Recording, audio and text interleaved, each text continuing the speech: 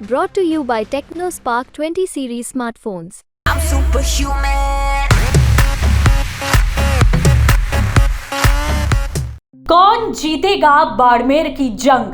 भाटी और बेनीवाल में कांटे की टक्कर।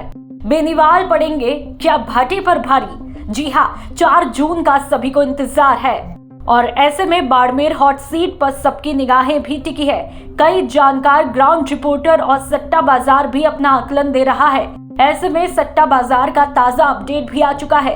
बाड़मेर सीट पर सट्टा बाजार की बात करें तो बाड़मेर में कांग्रेस प्रत्याशी उम्मीदवार का भाव 45 से 60 पैसा, रविंद्र भाटी का भाव 1 रुपए 25 पैसे और मंत्री कैलाश चौधरी का भाव 3 रुपए चल रहा है।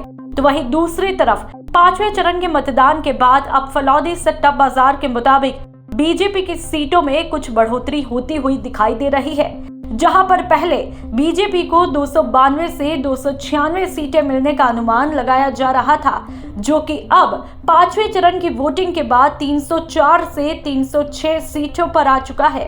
सट्टा बाजार के मुताबिक केंद्र में बीजेपी को निश्चित रूप से बहुमत मिलेगा और प्रधानमंत्री नरेंद्र मोदी के नेतृत्व में तीसरी मर्तबा सरकार भी बनेगी।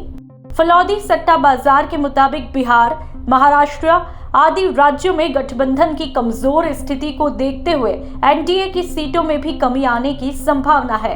पहले के आकलन 345 सीटों के मुकाबले में अब 324 से 329 सीटें एनडीए को आ सकती हैं।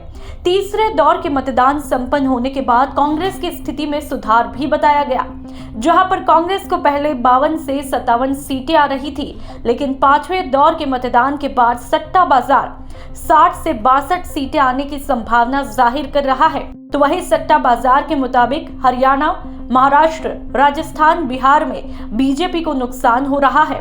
इन राज्यों में पहले के मुकाबले सीटें कम आने की संभावना है, जहां पर राजस्थान में बीजेपी को 19 से 20 सीटें आने की संभावना है।